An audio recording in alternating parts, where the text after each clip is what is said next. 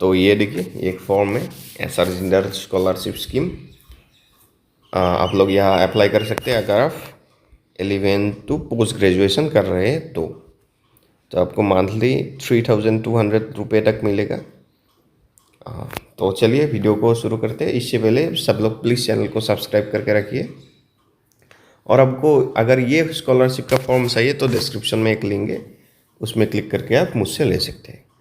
तो যদি এইটো স্কলাৰশ্বিপৰ কাৰণে আপোনালোকে এপ্লাই কৰোঁ বুলি ভাবিছে, নাম হৈছে এছআৰ জিন্দল স্কলাৰশ্বিপ স্কিম।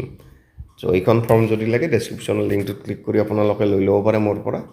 আৰু প্লিজ সকলোৱে চেনেলটো ছাবস্ক্ৰাইব কৰি দিব। বলক এতিয়া আৰু ভিডিঅ'টো आरंभ करो। तो हम आज अभी एक स्कॉलरशिप के बारे में बताने वाले हैं। जो स्टूडेंट्स क्लास 11 और 12 और उससे ऊपर के क्लास में हैं वो स्टूडेंट इसमें अप्लाई कर सकते हैं। और स्कॉलरशिप का नाम है Sitaram Jindal foundation scholarship scheme 2024। तो पूरा अप्लाई प्रोसेस हम दिखाएंगे। पहले हम स्कॉलरशिप के बारे में थोड़ा जान लेते हैं। एलिजिबिलिटी देख लीजिए आप लोग। Student studying in class 11 to post graduation. तो अगर आप क्लास 11 में हैं और अगर आप पोस्ट ग्रेजुएशन में हैं और अगर उसके बीच में हैं लाइक 12 ग्रेजुएशन एक्सेट्रा ऐसे क्लास में, तो आप इस स्कॉलरशिप के लिए अप्लाई कर सकते हैं। रीजन एंटायर इंडिया यानी पैन इंडिया स्कॉलरशिप ही है, सब लोग इसमें अप्लाई कर सकते हैं। जो एलिजिबिलिटी क्राइटेरिया में आते हैं वो लोग इसमें अप्लाई कर सकते हैं, कोई दिक्कत नहीं। Award up to 3,200 per month. तो अगर आप पोस्ट ग्रेजुएशन कर रहे हैं तो आपको पर मंथ 3,200 रुपीज़ तक मिलेगा। और इसमें कोई लास्ट डेट या डेडलाइन नहीं है। ये स्कॉलरशिप आप कभी भी इस स्कॉलरशिप के लिए आप लोग अप्लाई कर सकते हैं, कोई दिक्कत नहीं। तो चलिए और थोड़ा जान लेते हैं।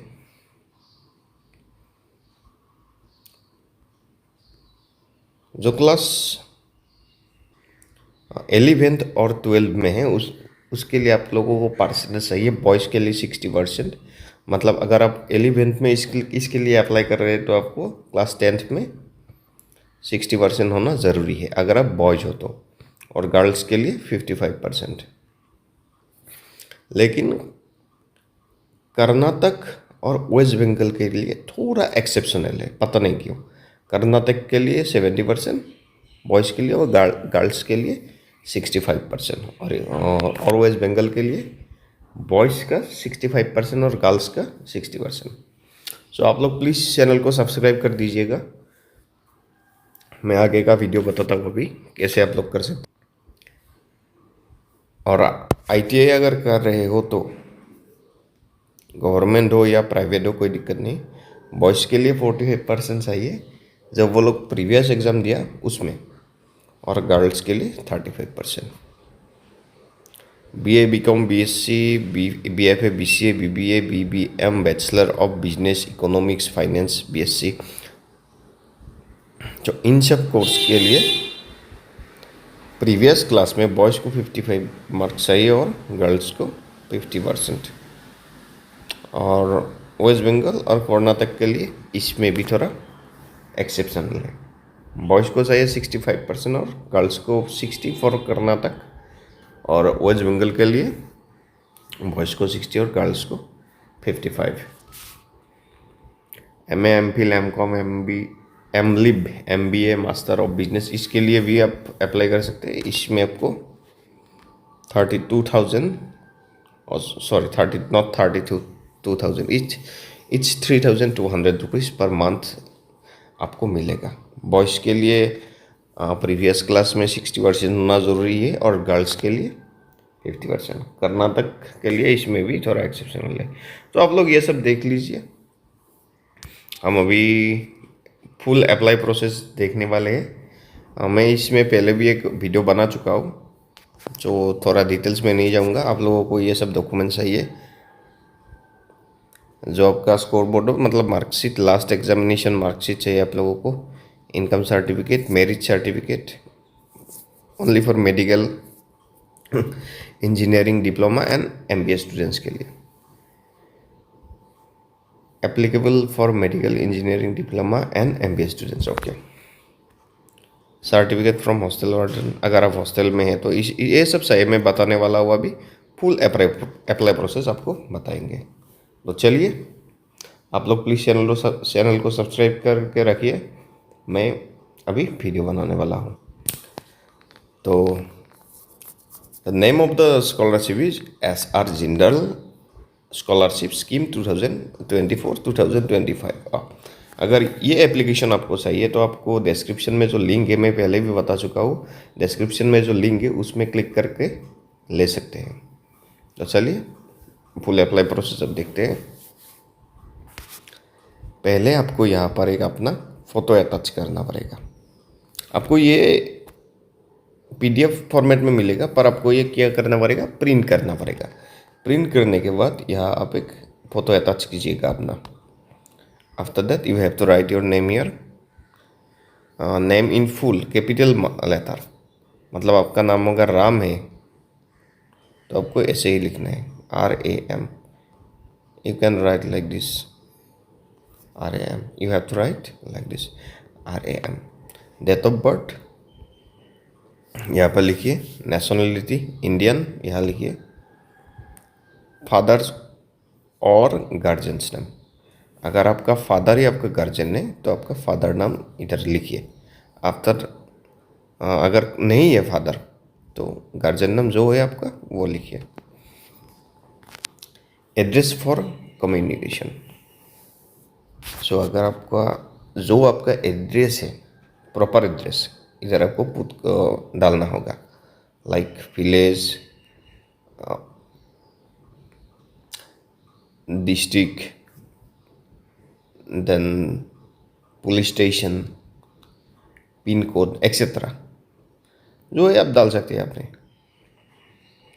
Are you a physically handicapped और widow, ward of ex serviceman और बिलोंग टू BPL फैमिली।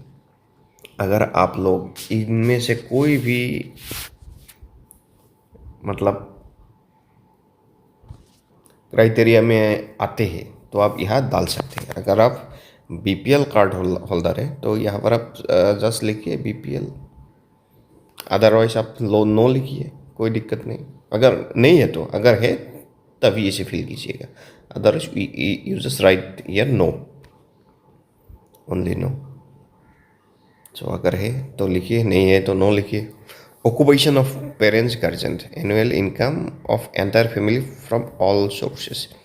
सो आपका जो गार्जियन है उसका ऑक्यूपेशन क्या है लिखिए। अगर वो फार्मर है तो फार्मर लिखिए, और आपका जो फैमिली का साल भर का इनकम है वो आप यहाँ पुट कीजिए। अगर साल भर का इनकम फैमिली का, एंटायर फैमिली का 1 लाख रुपए है तो यहाँ पर लिखिए। particulars of last examination passed, marks obtained, gross total marks, percentage of marks। तो आप लास्ट एग्ज़ाम आप क्या पास कर चुके हैं इसमें लिखिए। अगर आप HS पास कर चुके हैं तो जस्ट HS लिखिए, फुल लिखिएगा, हायर सेकेंडरी। देन कितने में से आपको कितना मार्क मिला वो लिखिए। अगर आपको 100 मार्क्स मिला 200 में से तो ऐसे लिखिए। परसेंटेज ऑफ मार्क्स, तो आपका कितना परसेंट आया था। सो अगर 200 में से 100 मिला तो आपको 50% मिला था। जस्ट ऐसे ही, मैं जस्ट एग्जाम्पल के लिए बता रहा हूँ। Course and semester slash year in which studying in present. अगर आप आप अभी कौन सा कोर्स कर रहे हैं। अगर आप मैं जस्ट एग्जाम्पल के लिए बता रहा हूँ, अगर आप आर्ट्स स्ट्रीम से पढ़ रहे हैं तो इधर आर्ट्स लिखिए, year in which studying at present. So अगर आप अगर सेमिस्टर है तो ईयर भी लिखना पड़ेगा। अगर आप अभी भी HS में है तो जस्ट आर्ट्स लिखिए इधर, देन कौन से ईयर, आर्ट्स का फर्स्ट ईयर हो या सेकेंड ईयर हो वो मेंशन कर दीजिए ऐसे ही। Just duration of the course कितने साल का होता है, 2 years each स्टूडेंट के लिए। ग्रेजुएशन के लिए अलग होगा। वेदर रेगुलर और पार्ट टाइम और बाय कॉरेस्पॉन्डेंस, तो आप कौन सा कोर्स करें, रेगुलर, पार्ट टाइम या कॉरेस्पॉन्डेंस। हम तो ज़्यादा बच्चे तो रेगुलर ही करते हैं, तो रेगुलर में ही क्लिक कर दीजिए ऐसा। Month and year of final exam at the end of the course. So एकदम एंड कब होगा आपका कोर्स का, अगर मंथ लिखिए, अगर जून में होता है, जून 2027 में अगर आपका लास्ट एग्ज़ाम होगा, मतलब अगर आप बीए कर रहे हैं तो अगर आपका लास्ट एग्ज़ाम जून 2027 में होगा तो इसे यहाँ पुट कर दीजिए। Name of the school, college, institute and ITI in which presently studying. आप यहाँ अपना कॉलेज का नाम पुट कर दीजिए, अगर जो भी है, मैं जस्ट ए कॉलेज लिख देता हूँ, तो यहाँ लिख दीजिए। State, address with name of the state. तो यहाँ पर आपको एड्रेस डालना है। ओह नो सॉरी, यहाँ पर नहीं, ये बी जो है इधर आपको कॉलेज का एड्रेस डालना है और उसका नाम भी यहाँ लिखना है। ईमेल आईडी और स्टेट यहाँ लिखना है। मेरा तो आसाम है, तो मैं तो आसाम लिख दूंगा ऐसे। आपका जो स्टेट है इधर रख दीजिए। ईमेल आईडी, कॉलेज का ईमेल आईडी इधर डालना पड़ेगा। Phone number with STD code, तो आपका जो कॉलेज का फ़ोन नंबर है इधर आप डाल दीजिएगा। टोटल फीस पर ईयर, आपको कॉलेज कितना फीस लेता है पर ईयर, इधर आपको डालना पड़ेगा। यहाँ लिखिए। और PA जो है, PA का फुल फॉर्म होता है पर एनम। जो आपका पर ईयर कॉलेज कितना फीस लेता है आपको इधर लिखना पड़ेगा। ये यहाँ पर have you applied previously to ask for scholarship, whether it was sanctioned, if show reference file number. अगर आप पहले भी स्कॉलरशिप के लिए अप्लाई कर चुके हैं तो आपको या यस टिक करना पड़ेगा। अगर आपने नहीं किया then you have to click on no. तो मैंने तो नहीं किया तो मैं नो में क्लिक करूँगा। अगर आपने किया था पहले तो यहाँ पर आपको जो रेफरेंस नंबर था पहले का वो नंबर यहाँ पुट करना पड़ेगा। अगर आप नो पे क्लिक करते तो यहाँ कुछ नहीं डालना पड़ेगा, ठीक है। Whether staying in hostel run by the college institute और residing in private PG accommodation, if yes, what are the charges incurred per month। अगर आप हॉस्टल में हैं, वो गवर्नमेंट का भी हो सकता है, प्राइवेट हॉस्टल भी हो सकता है, या फिर आप किसी के घर में रेंट पे रह रहे हो तो भी आप ये मेंशन कर सकते हैं। जो अगर है तो यहाँ यस कर दीजिए। और पर मंथ आपका भाड़ा कितना जाता है, how much rent you have to pay per month, जितना भी है आप यहाँ लिख दीजिए। अगर आपका 3,000 है, मैं जस्ट एग्जाम्पल के लिए बोल रहा हूँ, तो यहाँ लिख दीजिए ऐसे 3,000 पर मंथ। ये देखिए स्कॉलरशिप अमाउंट रिक्वायर्ड, आपको कितना स्कॉलरशिप चाहिए पर मंथ, यह आप यहाँ लिख सकते हैं। अब अगर यहाँ लिखने दिए तो आप ज़्यादा मत लिखिएगा, मैं लिख रहा हूँ 3,000 पर मंथ। अगर मेरे को मिला तो ठीक है, मुझे मेरा सब कुछ हो जाएगा 3,000 में, कोई दिक्कत नहीं। Details of the bank account of the students, so यहाँ बैंक अकाउंट डालना पड़ेगा। Name of the bank, branch address, IFSC code, everything you have to put here. आपका जो बैंक है SBI हो तो ज़्यादा अच्छा। सिग्नेचर ऑफ पेरेंट, आपका जो पेरेंट है उसका यहाँ साइन चाहिएगा ऐसे। और यहाँ पर डेट लिख देते हैं, डेट लिखना पड़ेगा यार। यहाँ पर आप साइन कीजिए और यहाँ पर डेट लिखिए। देन ये है मेन चीज, प्रिंसिपल/हेड रिपोर्ट/रिकमेंडेशन। सो ये इसमें आपको कुछ नहीं करना, इसमें जो करना है आपका प्रिंसिपल करेगा।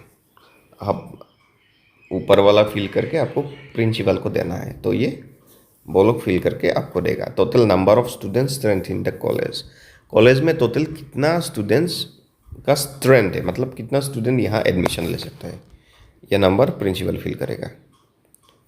टोटल फीस पर ईयर, कितना फीस लेता है पर ईयर, इसमें भी आपको प्रिंसिपल लिख के देगा। Our school institution colleges affiliated to कौन सा है, बोर्ड के अंदर आता है, यूनिवर्सिटी और काउंसिल के अंदर, ये सब वो लोग फिल करेगा, आपको इसमें टेंशन लेने की ज़रूरत नहीं।